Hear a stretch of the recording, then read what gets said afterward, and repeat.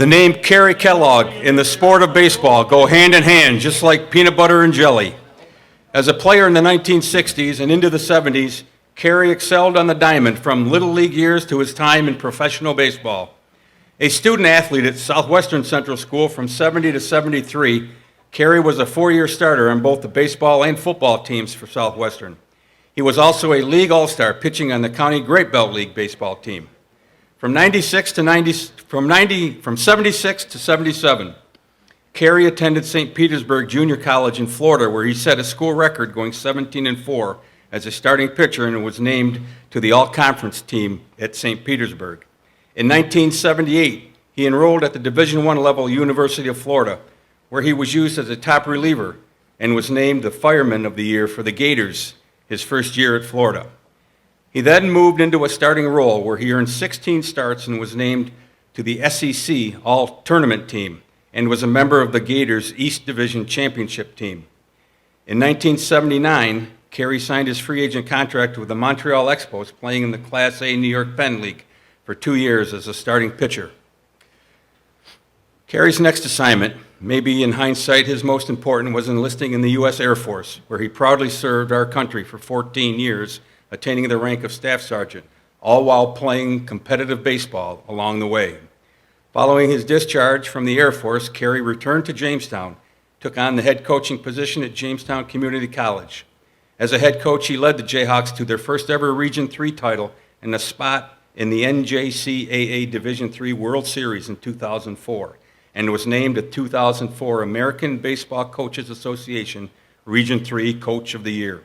As a baseball player and a coach, Kerry Kellogg has made his mark in Chautauqua County sports, and I am pleased to have him as an inductee into the Chautauqua Sports Hall of Fame, class of 2026. Kerry Kellogg.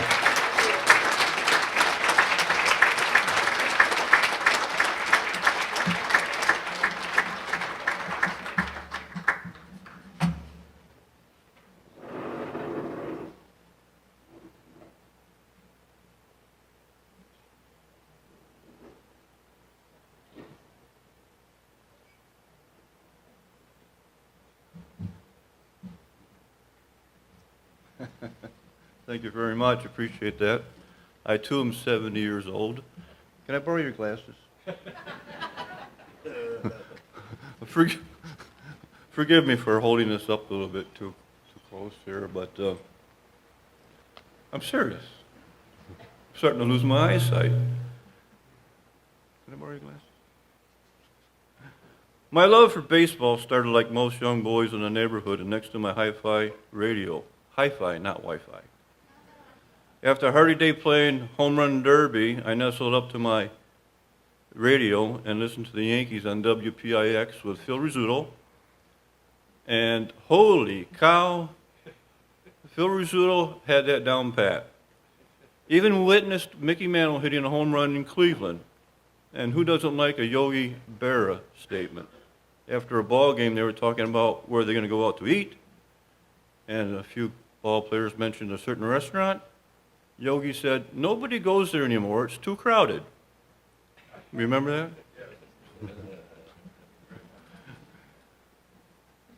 I even have a picture with me from 1965, undefeated Yankees, and in the picture's myself and close friend here, Doug Truber. Thanks for coming. We even beat the All-Star team that year. And the following season, George Brown came into my life, although I wasn't ever able to play for George. For some reason, he didn't want me on his team. Anyway, their ball club would go to the Dairy Queen after every game to receive their pay. And if you were the winning pitcher, you got a hot fudge sundae with sprinkles. And I was a post-journal delivery boy at that age. So I had a couple dollars in my pocket, and after the last game of the season, we had won the ball game before George was finished, so I went to the Dairy Queen, and I beat them to the Dairy Queen, and I went inside with my $2, and I walked out in front of all of their ball players with a hot fudge, or with a banana split with sprinkles, crushed nuts, and I got on my white horse and I rode off into the sunset.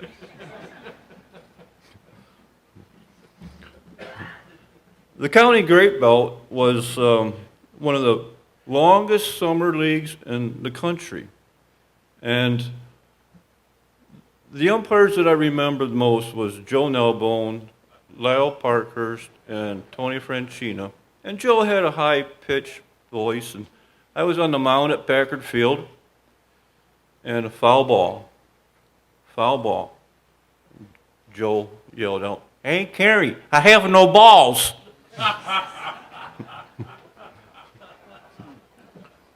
After playing through the ranks of Little League, Line League, Legion, I then entered, of course, Southwestern. And thank you, Coach Ron Frederis. He really changed my baseball career around. Taught me the foundations and the fundamentals of the game, and off I went to the next level. St. Petersburg Junior College, although my first year was a red shirt, which means I was injured the whole year and cast on my left arm. And the following year, I finally recovered enough to play again. And after the 2 years I was there, had some success, and a couple of my teammates came through the Jamestown Expos organization and became the GM for the Atlanta Braves, which was Frank Wren. Another teammate at St. Petersburg was the second baseman for the New York Mets, Tim Tuffle. And I have a picture right here with me. And it was I also have a pretty wild story about traveling, and maybe afterward we'll talk about that with a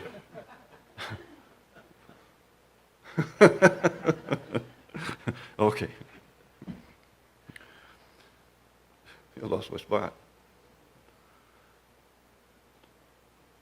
The last day of spring training in 1978, I was on the mound against the Boston Red Sox.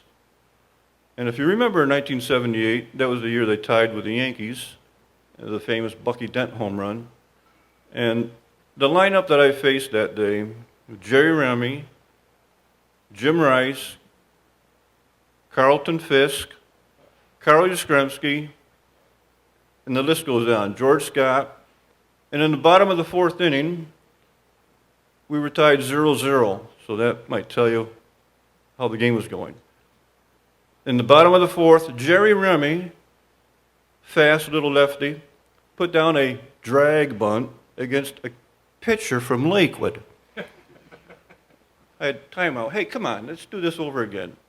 Anyway, that really kind of changed the format of the game. I kind of lost my concentration a little bit in the next batter, Jim Rice. And you can't throw a fastball over the middle of the plate against Jim Rice. That year he won the MVP. And he wrote an article in the Sports Illustrated about the last game of spring training. Anyway, thank you very much. I was part of that. He hit one. I think it's still in orbit. Actually, he hit another one later in the game. And that was a tough day to walk off the mound in front of a full house in Florida, last day of spring training. I took the tunnel.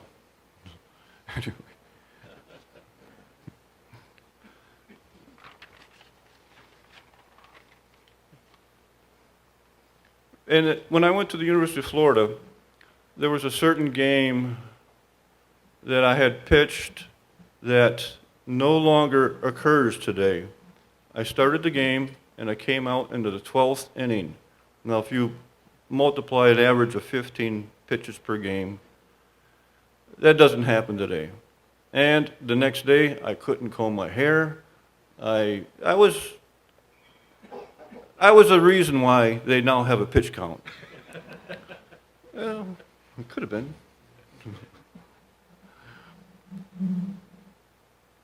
And later on in that season, I pitched against the LSU Tigers, and slow start, I was able to settle into the game, and no one touched second base after the first inning. We went on to win the ball game. I was awarded on the MVP team, which was quite an honor, and pitching coach came up to me and said, you know, because of this game, we're now going to go to the regionals. I felt pretty proud of myself that day from Lakewood, and we did do well in the regionals, but in 2017, the Florida Gators had won the NCAA tournament, the World Series, and it was quite nice of the booster to send me a hat with a championship World Series and a nice little note. It was through the foundations back in the 1979 and throughout that helped the program along the way. And during that season, in 1979, we had 8 other ball players sign a contract in the minor leagues, which was a pretty good team. We had 2 number 1 draft picks, one with the Atlanta Braves and one with the Boston Red Sox.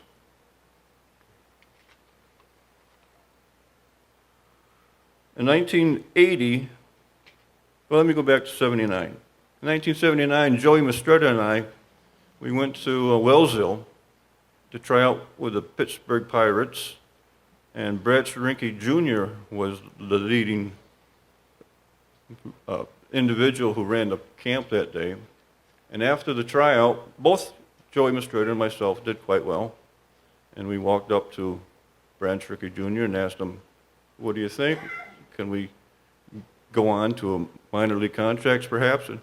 And Brad Scherinke looked at me and said, you would do well in the New York Penn League. Now, I don't know who called who.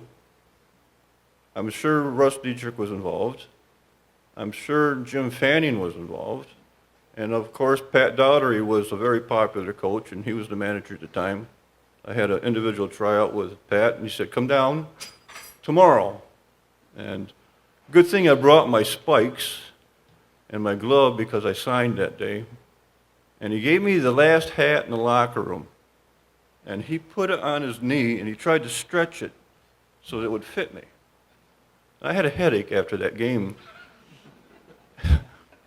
I did get into that game that day, but I don't remember the results.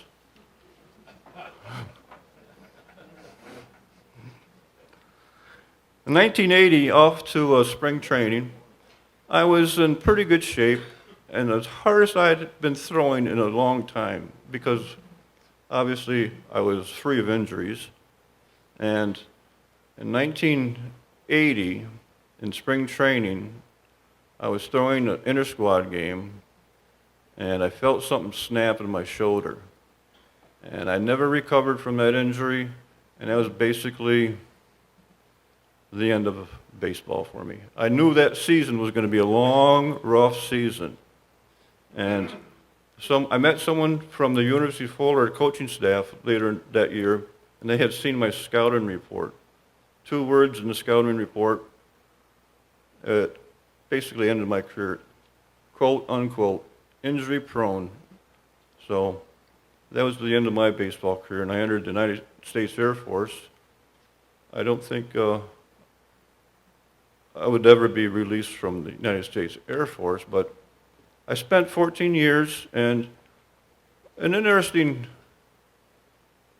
subject in regards to being in Germany in the 1980s, we were training every quarter for war against Russia. And sure enough, I spent a trip to Russia in the 2002 season with the New York State SUNY University, over 380,000 students, and we went to Russia, and they were the nicest, most generous people that I've met in a long, long time, and they had people there that would escort us, and they spoke English, and it was the cleanest country that I've been to, even cleaner than Germany. And I was very, very impressed with the people the environment, and I have no idea why they're supposed to be enemies of us when they treated us so well. They had limousines for us. They gave us the nicest rooms available, and it was just a great tournament. We played against Japan. We played against the Ukraine. We played against Korea. It was a great tournament, and I remember going out in the morning, and the team from Japan, all in the same uniform, would be out in the parking lot doing calisthenics. Unbelievable. Whereas we were still sleeping. Anyway, it was a great tournament. And to think that in my career as a ball player, that I got to play in Russia, whereas 10 years before, I'm training to go to war against Russia. It's something to think about. Kind of unique. And after I moved back home from the military, I tried to re-establish the program at JCC. And of course, I had my challenges in the beginning with talent. Not too many ball players wanted to stay home and go to JCC. And after a few years, I did get a lot of help from Anthony Barone, who was also a ball player for me, and he came back to become my assistant coach. And it made a big difference to find someone who can mimic your skills and go out and create a successful program. And we had some success, and Anthony, of course, I felt very comfortable turning the program over to Anthony, and he took it over and was very successful, and the sooner the better that I left. Anyway, Anthony, thank you. You owe me some money.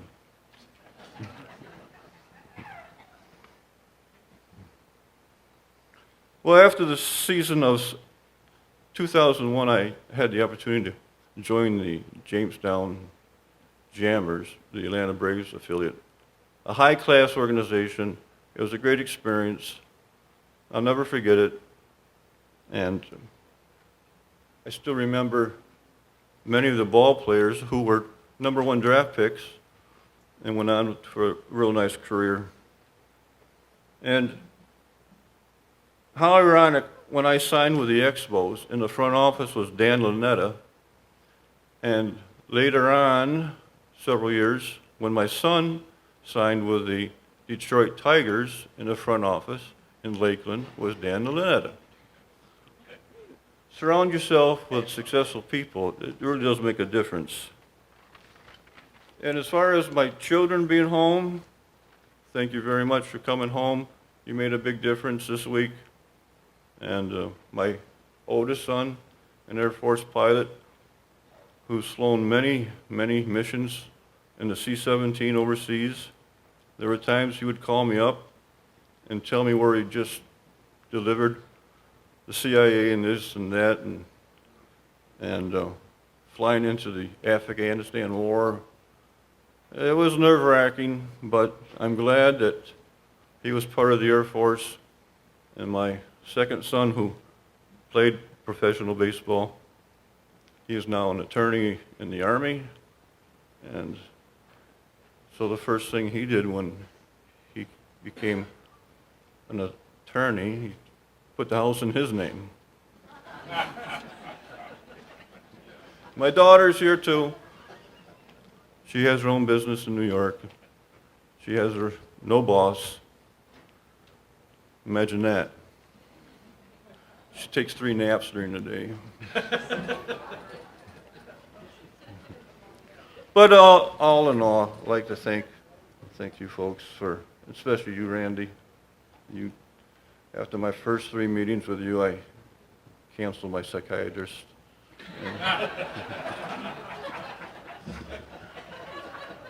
Thank you.